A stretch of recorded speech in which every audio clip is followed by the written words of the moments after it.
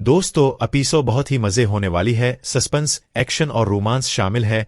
Video को आखिर तक लाजमी देखो, मजा आएगा। सब दोस्त वीडियो को लाइक और चैनल को सब्सक्राइब कर लो। अगर आज 5 सब्सक्राइब का टारगेट पूरा कर दिया तो कल आपको 2 एपिसोड मिलेंगे। चलते हैं मजेदार एपिसोड की तरफ। कौन सा क्लिनिक?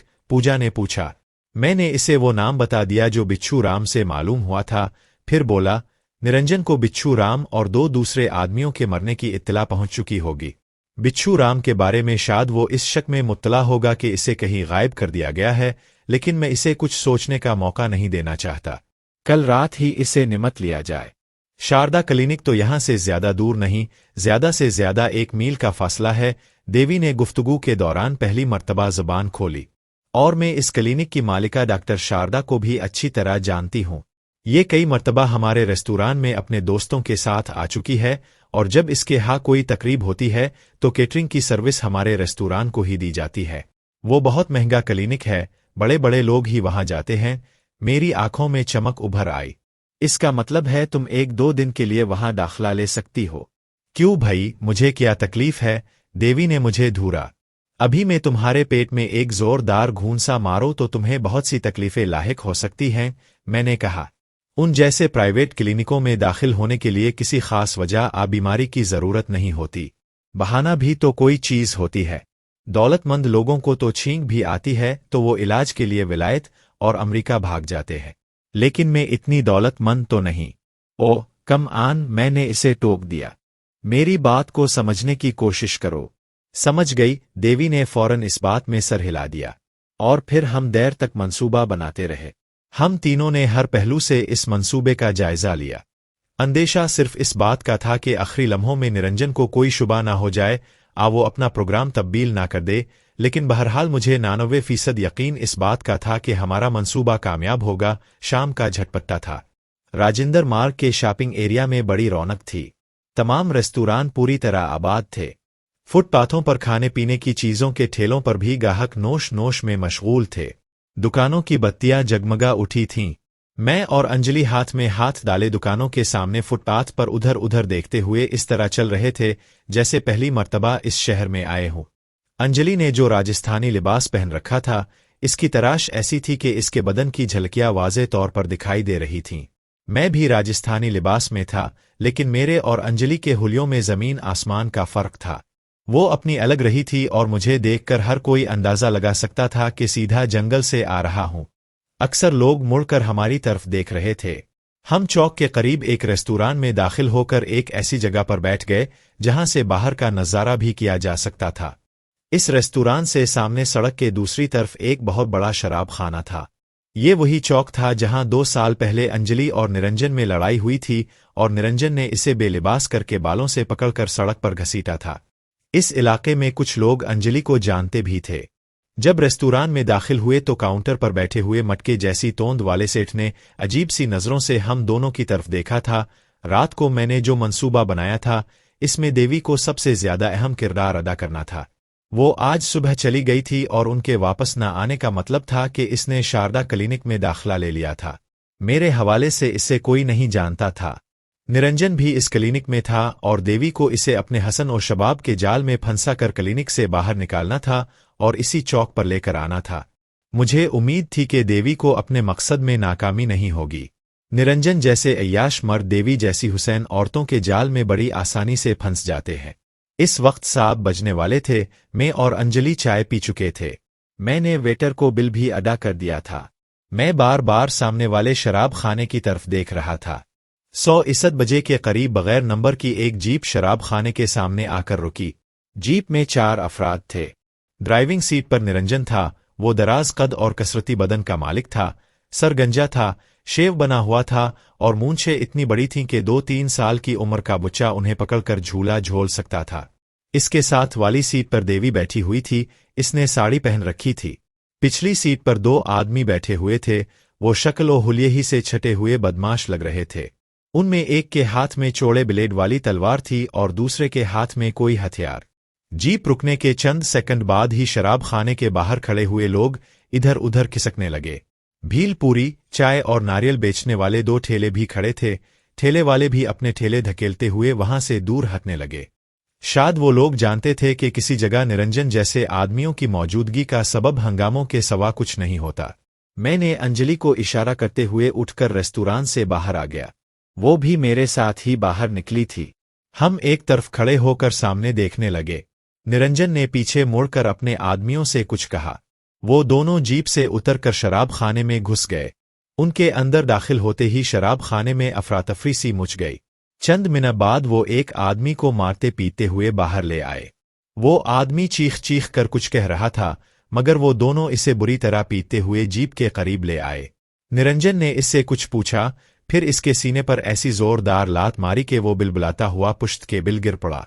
मैंने अंजलि को वहीं रुकने का इशारा किया और खुद फुटपाथ से उतर कर आगे बढ़ गया। निरंजन, मैंने चीख कर कहा, तुम्हें जिसकी तलाश है वो यहाँ है। मेरी आवाज सुनकर निरंजन एकदम पीछे मुड़ा, खा जाने वाली नजरों से मेरी तरफ देख रहा था। हम पहली मर्तबा एक दूसरे के आमने सामने हुए थे और जाहिर है वो मुझे नहीं पहचानता था, और वैसे भी मेरा हुलिया इस वक्त वहशियों जैसा था। क्या देख रहे हो निरंजन? मैं दोबारा चीखा। मैं माने हूँ इमरान। इस वक्त बिल्कुल अकेला हूँ, आओ मुझे पकड़ लो। मेरी गिरफ्तारी पर मनीलाल बहुत खुश होगा, तुम्हें बहुत बड़ा इनाम मिलेगा। निरंजन ने छलांग लगाकर जीप से उतर आया। इसने पतलून के बेल्ट में आला इट्स रखा था जिसे इसने निकाल लिया और बढ़ते हुए कदम उठाता हुआ मेरी तरफ बढ़ने लगा।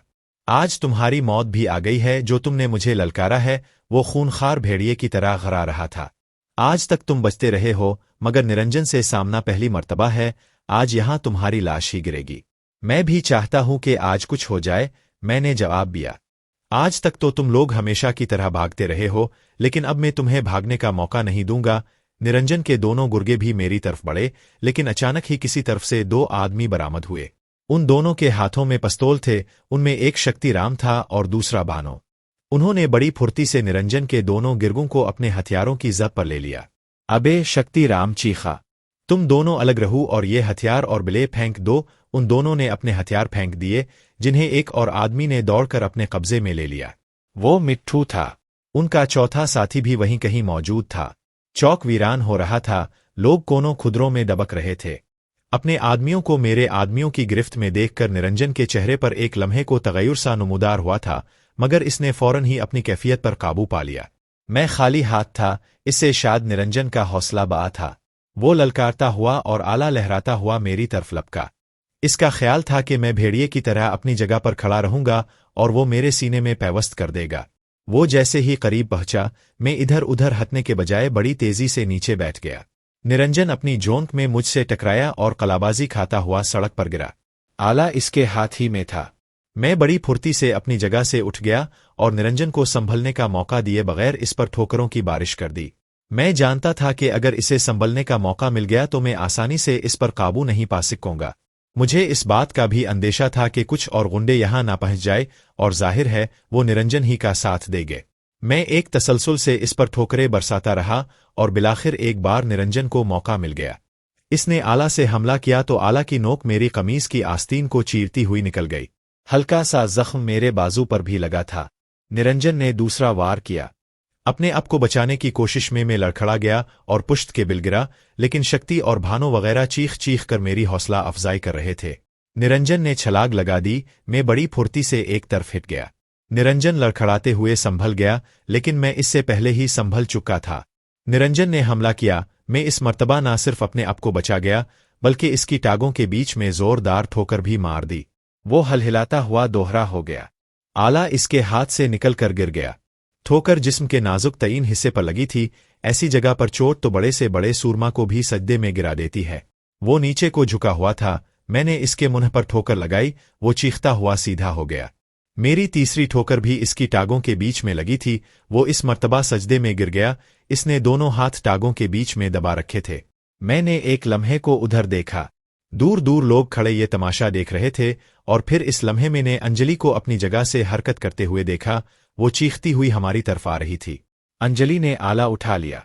इसकी आवाज सुनकर निरंजन ने झुका हुआ सर उठाया और फिर इसके चेहरे पर पहली मर्तबा खौफ के तासुरात उभर आए। निरंजन, याद है ये जगह? अंजलि चीखी। इस जगह तुमने मुझे नंगा करके बालों से घसीटा था। इस वक्त लोगों ने मेरी बेबसी पर कहकहे लगाए थे। आज वो लोग तुम्हारी बेबसी पर कहकहे लगाएंगे। आज तुम्हारे साथ जो कुछ भी होगा, इसके बाद इस शहर में कोई निरंजन पैदा नहीं होगा। अंजलि ने अचानक ही हमला कर दिया। निरंजन अपने बचाव के लिए एक तरफ झुका, मगर आला की नोक ने इसकी पुश्त पर तकरीबन 4 इंच लंबा घाव लगा दिया। अंजलि ने दूसरा वार किया। इस मर्तबा निरंजन अपने आप को बचा ना सका और आला दस्ते तक इसके पहलू में पैवस्त हो गया। अंजलि ने एक झटके से आला बाहर खींचकर दोबारा वार किया। अंजलि की चीखें हर तरफ गूंज रही थीं। लोग दूर दूर खड़े ये तमाशा देख रहे थे, मगर किसी ने आगे बढ़ने की जुर्रत नहीं की। अंजलि पर जुनून सा तारी हो गया था। वो निरंजन पर आला से पे दर पे हमले करती रही। निरंजन अब अपना बचाव करने के काबिल भी नहीं रहा था। इसके जिस्म पर सैकड़ों घाव लग चुके थे। और फिर अंजलि ने एक और हरकत की। इसने आला से निरंजन की पैटी काट डाली। अंजलि ने आला जमीन पर फेंक दिया और दोनों हाथों से इसकी बड़ी बड़ी मूंछें पकड़कर इसे घसीटने लगी। निरंजन, वो चीख रही थी, याद है तुमने मुझे इस तरह बेलिबास करके इस जगह बालों से पकड़कर घसीटा था। इसी तरह लोगों के सामने मुझे जलील किया था। देख लो, लोग आज तुम्हारा तमाशा देख रहे हैं। आज मेरे कलेजे में ठंडक पड़ गई। आज मैं शांत हो गई हूं। निरंजन अब इस काबिल भी नहीं रहा था कि चीख सके। अंजलि ने इसकी मूंछें छोड़ दी और इसके सर पर ठोकरें मारने लगी। अंजलि, मैंने इसका हाथ पकड़कर खींचा। अब भागो यहां से। मैं बड़ी मुश्किल से अंजलि को पकड़कर वहां से हटा सका था और फिर इस लम्हे मुझे दूसरी तरफ से शोर की आवाज सुनाई दी। मैंने मुड़कर इस तरफ देखा। शक्तिराम और भानो वगैरह कुछ आदमियों से उलझ गए थे। निरंजन के 2 आदमी तो पहले ही से भानो और शक्ति के कब्जे में थे। निरंजन के 2 आदमी और इस तरफ निकल आए थे और उन्होंने भानो वगैरह पर हमला कर दिया था। मिट्ठू के हाथ में ब्लेड थी। इसने अपने एक हरीफ की खोपड़ी 2 हिस्सों में तकसीम कर दी थी और दूसरे पर हमला आवर हुआ। देवी जीप पर नहीं थी। मंसूबे के मुताबिक लड़ाई शुरू होते ही वो गायब हो गई थी और मुझे यकीन था कि अब तक वो अपने घर पहुंच चुकी होगी, आ पहुंचने वाली होगी। मुझे अब वहां रुकने की जरूरत नहीं थी। निरंजन के आदमियों से निमटने के लिए शक्ति और इसके दोस्त काफी थे। मैंने अंजलि का हाथ पकड़ा और एक तरफ दौड़ता चला गया। वो रात बड़ी हंगामा खेज साबित हुई थी। निरंजन खत्म हो गया था। इसके वो दोनों आदमी मारे गए थे जो जीप पर इसके साथ आए थे। शक्ति का एक आदमी भी इसमें काम आया था और सबसे ज्यादा दिलचस्प बात यह थी कि रात को वहां इस पास मौजूद चंद गुंडों ने भी निरंजन के आदमियों पर हमला कर दिया था। वो लोग पहले दौर खड़े तमाशा देखते रहे और निरंजन की हलाकत के बाद वो भी मैदान में उतर आए थे और इसके आदमियों की पिटाई करने लगे थे। निरंजन इस शहर के गुंडों और बदमाशों के लिए भी दहशत की अलामत बन गया था। वो लोग इसका नाम सुनकर ही थरथर कांपने लगते थे, मगर निरंजन की हलाकत के साथ ही वो भी इसके डर से आजाद हो गए थे और उन्होंने इसके गिरगों के खिलाफ हथियार उठा लिए थे। रात भर शहर में हंगामे होते रहे। गुंडे और बदमाश पूरी तरह आजाद हो गए थे। निरंजन और मनीलाल के दर्जनों आदमी इस जंग में मारे गए, मगर उन्हें दम दबाकर भागना पड़ा। पुलिस ने इस लड़ाई में मुदाखलत नहीं की थी और बिलाखिर सुबह के वक्त लड़ाई खुद ब खुद खत्म हो गई तो पुलिस लाशें उठाकर ले गई। अंजलि को मैं अपने साथ देवी के मकान पर ले आया था। इसका रीड लाइट एरिया में अपने मकान पर जाना खतरनाक हो सकता था, जबकि देवी का मकान हर लिहाज से महफूज था। देवी हमसे पहले ही यहां पहुंच चुकी थी। मैं समझता था कि हमारे इस मंसूबे की कामयाबी का सेहरा देवी के सर सजना चाहिए। इसने बड़ी जहानत और होशियारी का सबूत देते हुए पहले शारदा क्लिनिक में निरंजन को अपने हसन के जाल में पेंसा और फिर इसे ये बावर करा दिया कि इसका मतलूबा आदमी इसका सबसे बड़ा दुश्मन माने शहर के एक शराब खाने की बालाई मंजिल पर पना लिए हुए है। देवी ने इसे ये भी बावर करा दिया था कि माने बिल्कुल अकेला है, वो ज्यादा से ज्यादा 2 आदमियों को अपने साथ ले ले। ज्यादा आदमी होंगे तो शोर सुनकर माने को भागने का मौका मिल जाएगा। मर्द के गाउदी होने में कोई शुबा नहीं। हुसैन औरत के सामने तो वो बिल्कुल ही चुगत बन जाता है और जब देवी जैसी औरत हो तो इसके सोचने समझने की सारी कुव्वतें सल्ब होकर रह जाती है। मैं भी ऐसे अहमकाना तजर्बात से गुजर चुका था और निरंजन भी इससे मुस्तसन नहीं था। वो बड़ी आसानी से देवी के जाल में फंस गया था। देवी इसके साथ शारदा क्लिनिक से नहीं निकली थी, बल्कि वो चंद मिनट पहले बाहर आकर मोड़ पर खड़ी हो गई थी और निरंजन अपने 2 आदमियों के साथ वहां पहुंचा था तो वो जीप पर सवार हो गई थी। इस तरह वही 2 आदमी थे जो देवी को पहचान सकते थे और वो दोनों खत्म हो गए थे। इसलिए इस बात का अंदेशा नहीं था कि देवी को पहचान लिया जाएगा और कोई इसके घर भी पहुंच जाएगा। इस मरके से वापस आने के बाद पूजा ने सबसे पहले हमें चाय पिलाई और फिर खोद कर पूछने लगी। मैं पूजा को सारे हंगामे की तफसील बता रहा था और अंजलि खामोश बैठी मेरी तरफ देख रही थी। इसके चेहरे पर अजीब से तासुरात थे, आंखों में अब भी वहशत सी भरी हुई थी। खामोश क्यों हो अंजलि? मैंने इसकी तरफ देखते हुए कहा। मैंने तुमसे वदा किया था ना कि निरंजन को इसी जगह तुम्हारे कदमों पर डाल दूंगा जहां इसने तुम्हारी तौहीन की थी। अंजलि के होंठों से सरसराती हुई सी आवाज निकली। तुमने अपना वदा पूरा कर दिया। आज मेरी आत्मा को शांति मिल गई है। वो चंद लम्हे मेरी तरफ देखती रही और फिर उठकर अचानक ही मुझसे लिपट गई और चटपिट मेरे मुंह पर बोसे देने लगी। मैं बदहवास सा हो गया और अरे अरे चीखता हुआ अपने आप को छुड़ाने की कोशिश करने लगा, लेकिन अंजलि की गिरफ्त खासी मजबूत थी और वो मुझे बदस्तूर केस करती रही और फिर मेरे होंठों को चूसने लगी। और चंद लम्हों बाद जब इसकी गिरफ्त खीली हुई तो मैं उछलकर दूर हिट गया और गहरे गहरे सांस लेने लगा। पूजा और देवी कहकहे लगा रही थीं और फिर देवी ने मुझे पकड़कर ड्रेसिंग टेबल के सामने कर दिया। मेरे पूरे चेहरे और होंठों पर लिपस्टिक के धब्बे थे। मैं कमीज का दामन उठाकर धब्बे पूंछने लगा। ये अंजलि के प्यार के पक्के निशान हैं, आसानी से नहीं मिटेंगे, पूजा ने हंसते हुए कहा। और अंजलि हांपत्ती हुई कातिल मुस्कान लिए मुझे घोर रही थी। इसकी आंखों में अजीब सी चमक थी, जैसे वो मेरे एहसान तले दब चुकी हो और वो अभी मेरा एहसान चुकाना चाहती हो। देखते ही देखते वो एकदम से फिर मेरी तरफ लपकी। अंजलि की इस हमले के लिए मैं बिल्कुल भी तैयार नहीं था, मगर पूजा और देवी के कहकहे सुनकर मैं शर्मिंदा हुआ और अंजलि से छुड़ाने की कोशिश करने लगा, मगर इस दफा देवी ने भी मुझे पकड़ के रोके रखा। मैंने एक दफा पूजा की तरफ देखा, मगर इसके चेहरे पर गुस्से की बजाय मुस्कान देखकर मुझे सुकून मिला और फिर मैंने भी मुजाहमत करना छोड़ दी। मैं एकदम से शांत तड़ गया था और मजे से मेरा सर ऊपर हो गया और आंखें बंद। मैं पहली बार अंजलि से इस मामले में मिल रहा था और वो भी ऐसी औरत से जिसने खुद ये सब छोड़ दिया था, लेकिन मेरे जहन में मुझे ऐसा लग रहा था जैसे मैंने अंजलि के साथ पहले भी किया हो। मेरी जिंदगी के हालात इस वक्त मुझे उन सब चीज़ों और राहतों के बारे में सोचने की इजाज़त बिल्कुल ना देती थीं, लेकिन जब से इंडियन नारी करिश्मा ने मेरे साथ ये खेल खेलना शुरू किया था, तब से मेरे अंदर नए जज्बात उभर रहे थे। मैं खुद को कदरे कॉन्फिडेंट और मजबूत महसूस करने लगा था। मेरे अंदर का खौफ बिल्कुल खत्म हो रहा था। मुझे लगने लगा था कि जैसे मैं कुछ ना करते हुए भी बहुत कुछ कर सकता हूँ। माजी, हाल, मुस्तकबिल सब एक साथ दुख रहा था। मुझे जैसे गरीब पाकिस्तानी नौजवान को अगवा करके इंडिया की सरजमीन पर लाने वाले मनी लाल जैसे साम्राज्य को उलट दिया था और इसे अपने ही देश में भागने पर मजबूर किया था। एक फिल्म सी मेरे जहन में चलने लगी थी। जब से मैं इस दलदल में फंसा था, मेरी आंखें मजे से बंद थी और जिस्म पसीने में शराबूर हो चुका था, लेकिन फिर भी इतना सुकून में था। गर्मी, सर्दी, कोई चीज मानी ना रखती थी। न जाने कितनी देर बाद देवी ने मुझे झंझोड़ा। कहाँ खो चुके हो इमरान? वो मुस्कुराते हुए बोली। और तभी मैं जैसे नींद से जाग गया। मेरा जहन जैसे किसी और दुनिया में चला गया था। मेरी नजरें अंजलि को कून रही थीं, मगर शायद वो वाशरूम घुस चुकी थी। और तभी देवी ने मुझे हाथ से पकड़कर बेड की तरफ लाया, जहां पूजा पहले ही से बैठी हुई थी और मुस्कुरा रही थी। सारी रात थकावट की वजह से कब आंख लग गई पता ही ना चला। सुबह देर से आंख खिली तो बेड पर पूजा और अंजलि ही मेरे साथ लेटी हुई थीं, जबकि देवी नजर नहीं आई।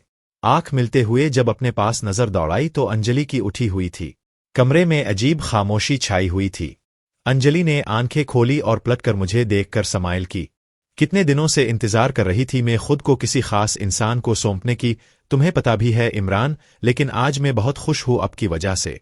निरंजन को मेरे हाथों से मरा कर मेरे सर से बहुत बड़ी परेशानी दूर कर दी है और इस खुशी के मौके पर मैं चाहती हूं कि तुम्हें इतना प्यार करूं कि तो सारी उम्र इस अंजलि को याद करे। अंजलि की आंखों में लाल दौरे नजर आ रहे थे और जिस मदहोश नजर से वो मुझे देख रही थी, मुझ पर भी असर हो रहा था उनकी अदाओं का।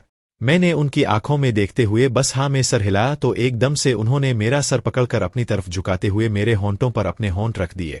अंजलि बहुत जोश में थी। मेरे बालों को खींचती वो मेरे साथ किसी मैग्नेटिस की तरह चिपक रही थी। चंद लम्हों बाद जब तबीयत बहाल हुई तो मैं उठा और वाशरूम में घुस गया। पूजा भी साथ में घुस गई। नहा धोकर वापस आए तो देवी ने हमारे लिए नाश्ता लगाया था। दोपहर 12 बजे के करीब देवी तैयार होकर बाहर चली गई। इसकी वापसी 4 बजे के करीब हुई थी। इसकी रिपोर्ट बड़ी हौसला अफजा थी। न सिर्फ तमाम गुंडे शहर से गायब हो गए थे, बल्कि मनी लाल और निरंजन वगैरह के आदमी भी कहीं दिखाई नहीं देते थे। शहर में पुलिस गश्त कर रही थी और लोग पहली मर्तबा खिलकर मनी लाल के खिलाफ बातें करने लगे थे। देवी की बातें सुनकर मेरे होंठों पर मुस्कुराहट आ गई।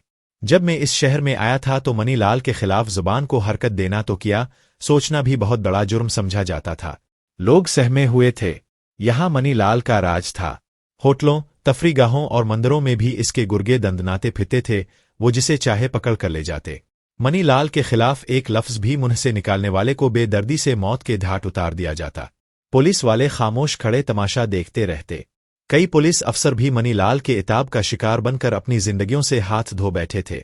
मनीलाल ने अपने मुखालिफिन को चुन चुन कर उड़ा दिया था, मगर कोई इसकी तरफ उंगली उठाने की हिम्मत ही नहीं कर सका था, और आज पहली बार लोग खिलकर इसके खिलाफ बातें करने लगे थे। देवी से शहर की सूरत-ए-हाल जानने के बाद मैंने अंदाजा लगा लिया कि अब मेरे लिए भी शहर में ज्यादा खतरा नहीं था, इसलिए मैंने शाम के करीब बाहर जाने का फैसला कर लिया।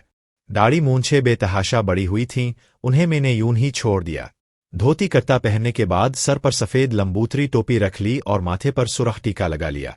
सबसे पहले मैं रीड लाइट एरिया में पहुंचा। अगरचे शाम गहरी हो गई थी, मगर आज इस इलाके में ज्यादा रौनक नहीं थी। मैं तकरीबन 1 घंटे उधर उधर घूमता रहा और बिलाखिर मिट्ठू नजर आ गया। इसने भी फौरन ही मुझे पहचान लिया और मेरा हाथ पकड़कर खींचता हुआ एक अंधेरी गिल्ली में ले गया। गुरु, तुम क्यों आ गए? वो इधर उधर देखते हुए सरगोशी में बोला। पुलिस पूरे शहर में तुम्हें तलाश कर रही है, तुम्हें तो कई रोज तक घर से बाहर ही नहीं निकलना चाहिए। इत्मीनान रखो, मैंने कहा। मुझे पुलिस तो किया, मनीलाल के आदमी भी नहीं पहचानते। और तुम लोग कैसे हो? कोई गड़बड़ तो नहीं हुई? सब ठीक है ना? सब ठीक है गुरु, मिट्ठू ने जवाब दिया। यहाँ एक ऐसा आदमी भी घूम रहा है जिस पर मुझे शुबा है। मैं तो इसकी नजरों में आ चुका हूं, कहीं ऐसा ना हो तुम भी इसकी नजरों में आ जाओ, इसलिए तुम इस इलाके से निकल जाओ। क्या वो मनीलाल का आदमी है? मैंने पूछा। हो सकता है, मिट्ठू ने जवाब दिया। वो बार बार इस गिल्ली के चक्कर लगा रहा है जहां अंजलि का कोठा है। ओ, मेरे मुंह से बेइख्तियार निकला। ठीक है, मैं जा रहा हूं, तुम होशियार रहना, अगर कोई गड़बड़ हो तो। तुम फिक्र मत करो गुरु, मिट्ठू ने मेरी बात काट दी। कोई गड़बड़ हुई तो हम निमट लेंगे। मेरी लाइट एरिया से निकलकर राजेंद्र मार्ग की तरफ आ गया। मिट्ठू से मिलने वाली इत्तला के बाद मुझे ये अंदाजा लगाने में दुश्वारी पेश नहीं आई कि निरंजन मनीलाल के आदमियों को अंजलि की तलाश थी। 2 साल की खामोशी के बाद अंजलि खिलकर सामने आई थी।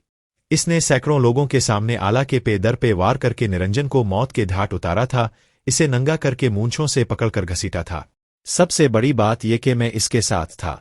मुझे अंजलि के साथ देखकर निरंजन के आदमी मनीलाल समझ गए होंगे कि निरंजन को अंजलि ने नहीं, दरअसल मैंने कत्ल किया था। अब उन्हें अंजलि की तलाश थी ताकि इसके जरिए मुझ तक पहुंच सके, और मैं उनके सामने दन्नाता फिर रहा था। राजेंद्र मार्ग के इलाके में इधर उधर घूमने के बाद मैं देवी के रेस्तुरान में आ गया। यहाँ कोई बात खिलाफ मामूल नजर नहीं आती थी। मैं इसी मेज पर बैठा था जहां देवी सर्व किया करती थी, और जाहिर है आज वहां देवी की जगह कोई और लड़की थी। मैंने काफी का आर्डर दे दिया और गौर से इस वेट्रेस की तरफ देखने लगा। ये कोई नई लड़की नहीं थी, पहले ही से यहाँ काम करती थी। वो दरमियाने कद की सावली रंगत की मालिक थी, चेहरे के नकूश बड़े दिलकश थे। जब वो आर्डर लेके जाने लगी तो मेरी नजर इसके पिछवाड़े पर पड़ी और अचानक मैंने दिमाग झटक गया। खैर, चंद लम्हों बाद काफी लेकर वो रखते हुए वापस जाने लगी तो मैंने इसे रोक लिया। एक बात तो बताओ बिला सुंदरी, मैंने 10 रुपए का नोट इसकी तरफ सरकाती हुए कहा। वो पहले वाली 6 विकरा कहाँ गई, वो लंबी सी? क्यों, क्या बात है? इसने कहते हुए मेज पर हाथ रखकर नोट अपने कब्जे में ले लिया। वो 6 विकर आहम किधर ले गयो है? मैंने कहा। आज तो वो नजर ना आई है। भाग तो नहीं गई किसी के संग? नहीं, वो किसी के साथ भागी नहीं, वेट्रेस ने मुस्कुराते हुए जवाब दिया। इसकी शायद तबीयत ठीक नहीं है, कल भी नहीं आई थी, हो सकता है 2-4 दिन और ना आए। ओ अच्छा अच्छा, समझ गयो, मैंने सर हिलाया। ये औरतन लोग भी अजीब हैं, हर महीने उनकी तबीयत खराब हो जाती है। वेट्रेस मुस्कुराती हुई वहां से चली गई। शायद वो मेरी बात का मतलब समझ गई थी। मैं इत्मीनान से काफी पीते हुए उधर उधर देखता रहा। रेस्तुरान में ज्यादा रश नहीं था। दरवाजे के करीब वाली मेज पर एक औरत और एक मर्द बैठा हुआ था। औरत की उम्र 50 के लगभग रही होगी, इसका जिस्म ढलका हुआ था, लेकिन इसने मेकअप का सहारा लेकर अपने आप को जवान और पुरकशिश बनाने की भरपूर कोशिश की थी, और इस कोशिश में वो बुरी तरह नाकाम रही थी। इसके साथी की उम्र 40 के लगभग थी। वो दरमियाने कद का कदरे भारी भरकम आदमी था। बड़ी बड़ी बिल खाई हुई मूंछें, एक कान में चांदी की बाली और दाएं हाथ में 2 उंगलियों में अंगूठियां थीं। इसने नीली शर्ट और गहरे कलर की जीन्स पहन रखी थी। इस शख्स का किसी भी तरह शरीफों के जुमरे में शुमार नहीं किया जा सकता था। उन दोनों की जोड़ी भी बड़ी गैर फितरी सी थी। औरत के बारे में तो बिलाशुबा कहा जा सकता था कि वो शिकारी थी, लेकिन इस वक्त ये कहना मुश्किल था कि उन दोनों में से किसने किसको शिकार किया था। वही वेट्रेस उनकी मेज पर भी सर्व कर रही थी। मेरी टेबल से मिलने के थोड़ी देर बाद वेट्रेस इस टेबल पर नजर आई।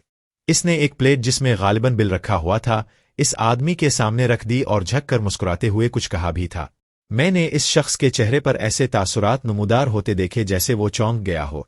इसने मुड़कर मेरी तरफ देखा भी था, लेकिन फिर फौरन ही इसने रुख बदल लिया था। मैं दिल ही दिल में मुस्करा दिया था। मुझे सूरत हाल का तज्जिया करने में ज्यादा दुश्वारी पेश नहीं आई। देवी कल रात निरंजन के साथ थी। निरंजन के वो दोनों आदमी अगरचे मारे गए थे, मगर हो सकता है किसी और ने देवी को इसके साथ देख लिया हो और शुबा हुआ हो कि देवी के जरिए निरंजन को जाल में फंसाया गया था। मगर नहीं, अगर देवी पर कोई शुबा होता तो इसके घर तक आसानी से पहुंचा जा सकता था। रेस्तुरां के मालिक और यहाँ काम करने वाली दूसरी लड़कियों को इसके घर का पता होगा। और फिर देवी तकरीबन 4 घंटे शहर में घूमती रही थी और वापस आकर इसने बताया था कि वो अपने रेस्तुरां भी गई थी, मालिक को ये बताने के लिए कि इसकी तबीयत ठीक नहीं है और वो 2-4 दिन काम पर नहीं आएगी। अगर देवी पर कोई शुबा होता तो इसे इतनी मोहलत ना दी जाती। कल वाले वाक़ये को 24 घंटे हो चुके थे, वो लोग अब तक बहुत कुछ कर चुके होते। हो सकता है कि इस वेट्रेस को किसी और वजह से मुझ पर शुबा हुआ हो और इसने इस शख्स को मेरे बारे में बताया हो। इस शख्स ने जिस तरह चौंक कर मेरी तरफ देखा था, इसे मैं समझ गया था कि इसका ताल्लुक निरंजन आमनी लाल से है। बहरहाल मैं मोहतात हो गया था। काफी पीने के बाद मैं ज्यादा देर वहां नहीं बैठा। मैंने वेट्रेस को बिलाकर बिल अदा कर दिया। 5 रुपए मजीद बतौर टप के भी दिए। धुने बाद जी, मैंने कुर्सी से उठते हुए इसकी तरफ देखा।